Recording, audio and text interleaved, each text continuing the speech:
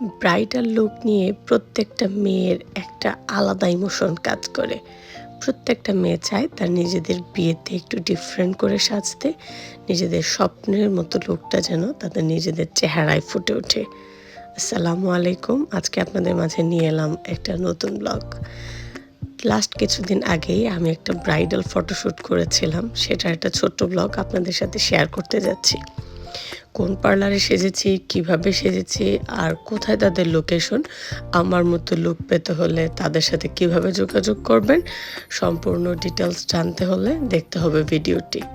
আর যারা আসলে আমার মতো এরকম সাজতে চান, যারা এই ব্রাইডাল ভিডিওটি আপনারা বেশি বেশি করে শেয়ার করে আপনাদের ওয়ালে রেখে দিতে পারেন, যাতে করে আপনি আপনার পরিচিত সবাই এই ধরনের লুক পেতে সহজ হয়। এই যে আমি চলে গিয়েছি নকশান্দি স্টাইলিশ বিউটি পার্লারে। সেখানে গিয়ে আসলে প্রথমে ওদের ভ্যানিটিটা আমার খুব চোখে পড়ে। আর আমি যেহেতু নিজেও মেকআপ আর্টিস্ট, আমার আসলে হাই এন্ড ব্র্যান্ডগুলোর উপরে একটা অন্যরকম দুর্বলতা কাজ করে। অনেক হাই এন্ড প্রোডাক্ট দিয়ে ও আসলে সাজায়, আর প্রত্যেকটা হাই এন্ড প্রোডাক্ট, আর প্রত্যেকটা হাই এন্ড প্রোডাক্ট দেখেই আমার খুব ভালো লাগছিল। যাওয়ার পরপরই আমার হেয়ারটা হাফ ডান করে নেওয়া হয়েছে, আর বিফোর কিছু লুক দেওয়া হচ্ছিল, তার একটু পরেই সিরাম দিয়ে শুরু হয়ে গেলো আমার মেকআপ। আসলে আমি যেহেতু ইভেন্টের বা একদম দৌড়াদৌড়ির মধ্যে থাকি, আমার মুখে বেশ পিগমেন্টেশন আছে, আর সেগুলো আসলে প্রথমেই কনসিলার দিয়ে হাইড করে তারপর শুরু করে দিলে ফাউন্ডেশন দিয়ে মেকআপ করা।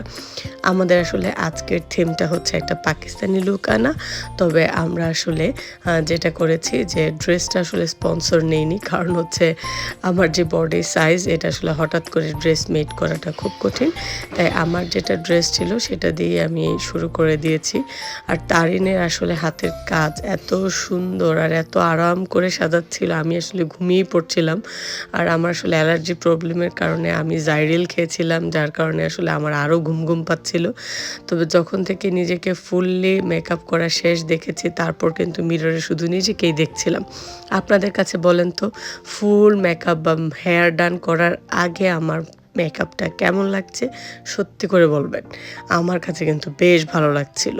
এত বাটারি একটা ফিনিশ ছিল পুরো হোল বেসটাতে। আমি কিন্তু কোনো প্রকার কোনো ফিল্টার লাগাইনি, কোনো এডিট করিনি, কিচ্ছু করিনি।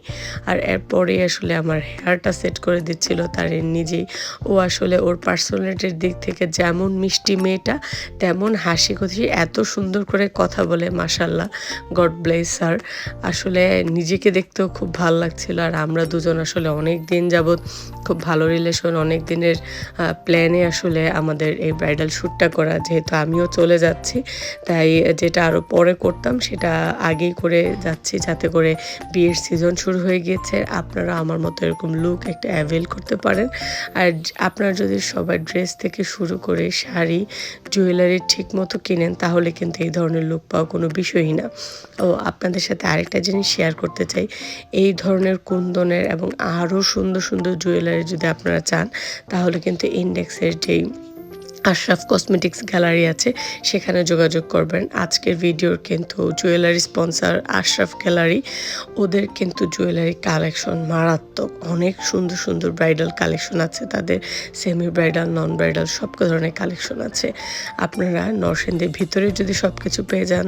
স্টাইলিশ বিউটি পার্লারের ঠিকানাটা আপনাদের সাথে শেয়ার করছি। এটা হচ্ছে নরসিংদী গভর্নমেন্ট গার্লসের পাশে যে নরসিংদী প্লাজাটা আছে, সেটার দোতলায়। আর আপনারা যদি ব্রাইডাল স্লট নিতে চান, তাহলে অবশ্যই প্রথমে অনলাইনে যোগাযোগ করে যাবেন। আসসালামু আলাইকুম।